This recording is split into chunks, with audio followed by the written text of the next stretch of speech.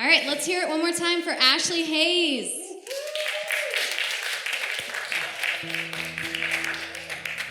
Darn, this is a good-looking crowd. You look like y'all showered, look like y'all smell good.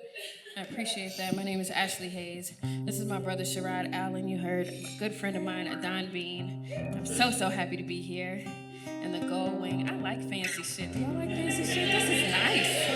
This is nice. Y'all put on y'all good clothes. I appreciate this. This is great.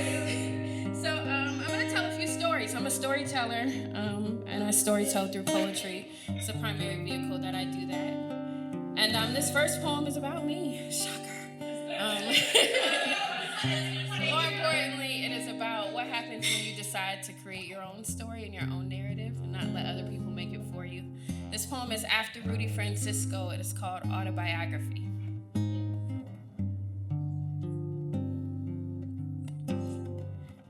My name is Ashlee. My favorite color is purple, and I watch way too much Netflix.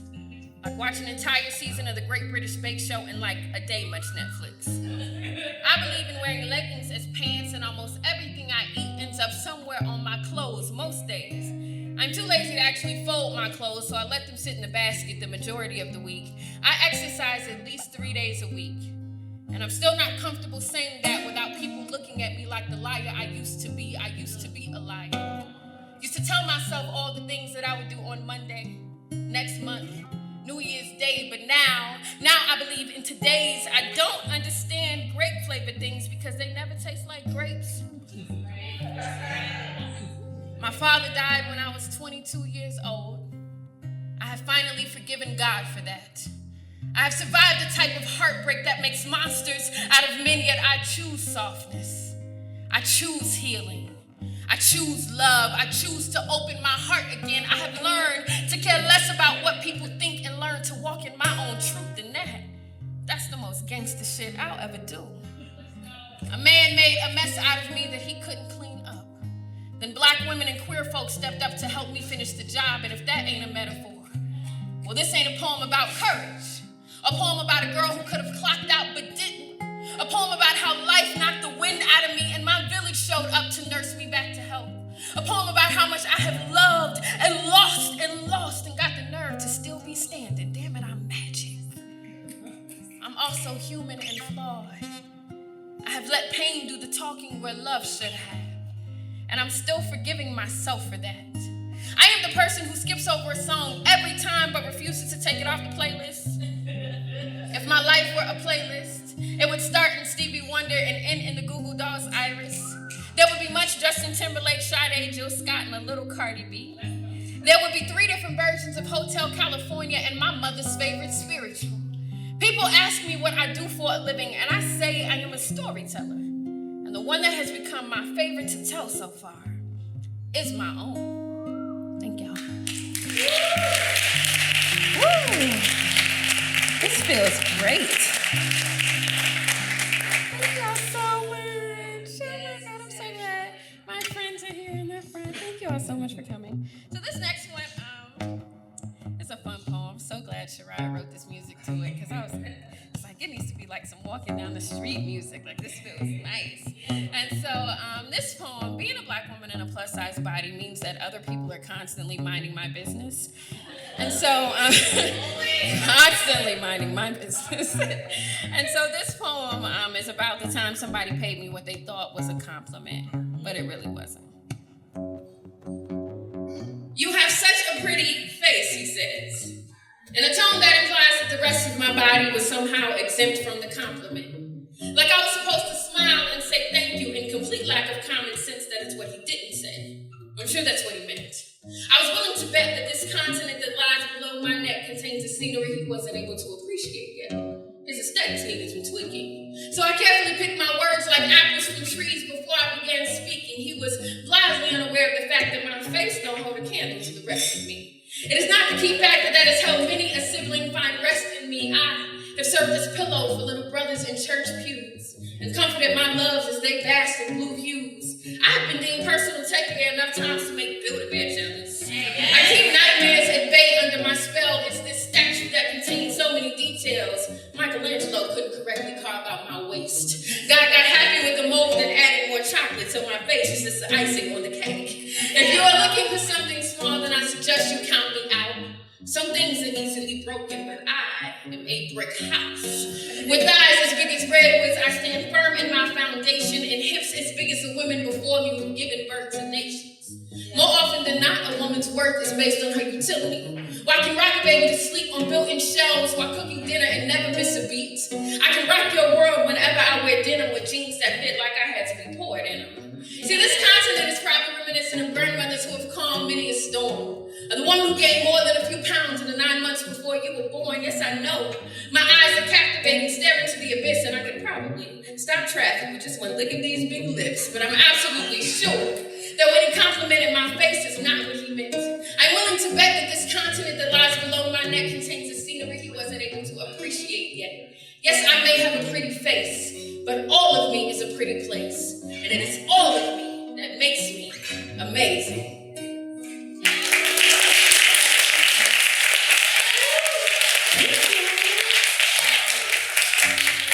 Atlanta United, let me come talk my stuff here. These white people winning.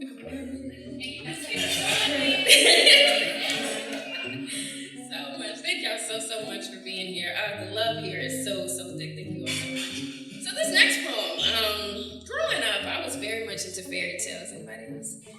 I was a Cinderella girl, very specifically Brandy and Whitney Houston Cinderella, which is the superior Cinderella. And I always had this idea that love worked like you grow up and you meet Prince Charming at college, and then y'all are married 20 years and you have a few kids and you retire together. And then my friend Hunter is laughing at me because that's the joke, right? I grew up and I was like, this is not how it works, is it? Sometimes love comes and sometimes it goes. Sometimes it stays for a while. Sometimes it just gets a few snacks and then it walks out the door. And so I wrote this poem about a time where love didn't stay long, but I still learned that I could call it love. And so this poem is called Epilogue. And I begin it with a quote from the brilliant Toni Morrison in her book Jazz. She says, I didn't fall in love. I rose in it. I saw you and made up my mind. So this poem is called Epilogue.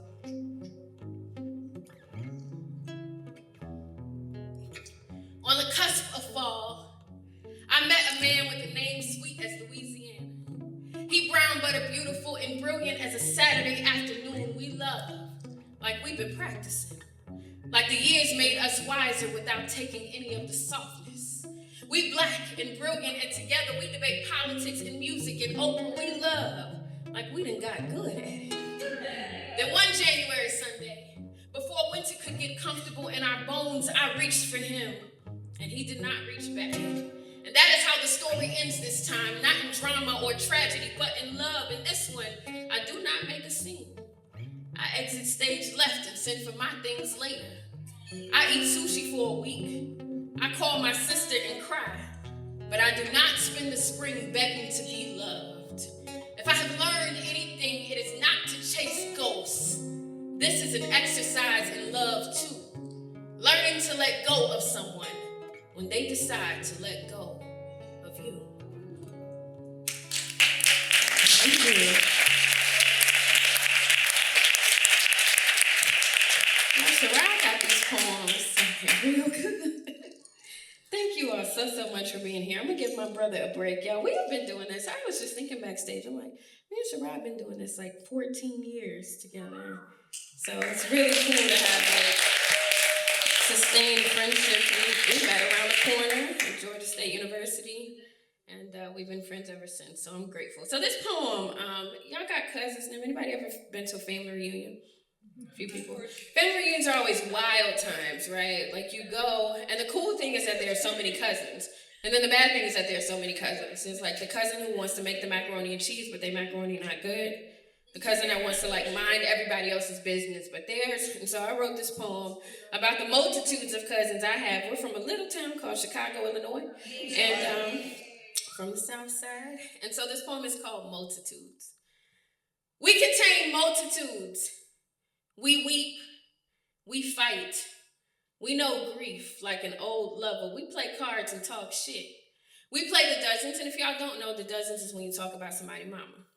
We play the dozens with boundaries. Because I'm going to say something about your mama. But you say something about mine and I be ready to fight. We throw shade about the potato salad. We footwork and juke.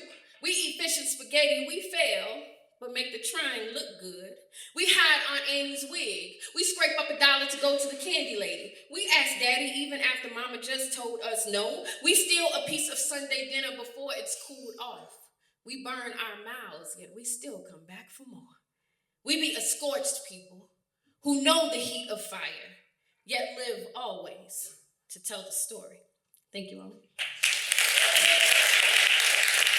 Multitudes is in my book called Smoke, Poems by Ashlee Haze. You can find me on the internet, Ashlee Haze. Ashleehaze, like purple. So this last final poem is a fun one for me to do. This poem has literally changed my life. And I didn't know that it would. When I wrote it, I thought that I was just writing another stream of consciousness poem about the first time I encountered the work of a woman called Missy Elliott. Y'all heard of Missy Elliott? So this poem has been taking me a lot of places, including NPR's Tiny Desk. It appears in one of our Atlanta Teams The Dreams opening intro this year. It is just, it's wild the ways that this poem has shown up in my life. And so the story goes that I wrote this poem probably 5, 6, 7 years ago now. I was listening to the old school hip hop station in Atlanta and they were playing Missy Elliott. And at first I'm like, Missy Elliott can't be old because that would make me old. And I didn't like that very much. So I wrote a poem about a time when women in hip hop worked together. They were collaborators and not competitors. I wrote about the time that me, 8 years old in Chicago, first saw larger than life Missy Elliott, who's like 5'2" in real life. And so Missy sees the poem on the internet. It makes the rounds on the internet, and she messages me, and she's like, yo, I love the poem. Can I have your address so I can send you something? And I'm like, dog, Missy's gonna send me an edible arrangement. Ain't that nothing? So the next day, I'm sitting at home on my couch, minding my business, watching Jeopardy. I'm an elderly millennial. And I get a knock on my front door, and Missy Elliott is standing on my front porch. She has snuck her white Corvette into my neighborhood in Atlanta. And I'm like, Missy, are you lost? And she's like, no, came to see you. So if you want to go on my Instagram page, if you scroll all the way to the bottom, you will see a photo of a very unprepared me and Missy Elliott in my living room. So this poem is called For Colored Girls Who Don't Need Katy Perry When Missy Elliott Is Enough. Yeah. 3rd grade. I'm in the hallway and I'm sure I shouldn't have been. And Corey White comes up to me and asks, yo, have you heard the new Missy Elliott track?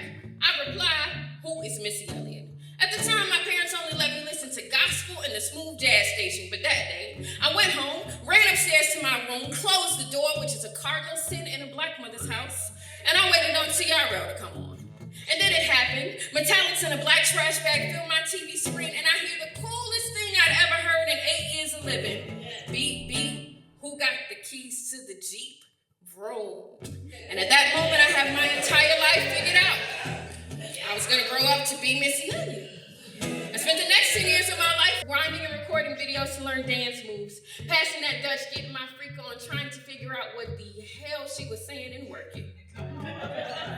There were so many artists I could have idolized at the time, but Missy was the only one who looked like me. It's because of Melissa Elliott that I believe that a little black girl from Chicago could dance until she felt pretty, could be sexy and cool, could be a woman playing a man's game and not be apologetic about it. If you ask me what representation is important, I will show you my velour outfit and the matching Kango hat I begged my parents for.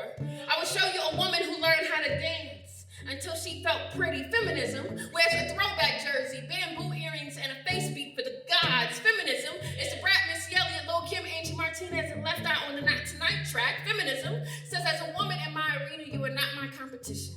As a woman in my arena, your light doesn't make mine any dimmer, dear Missy.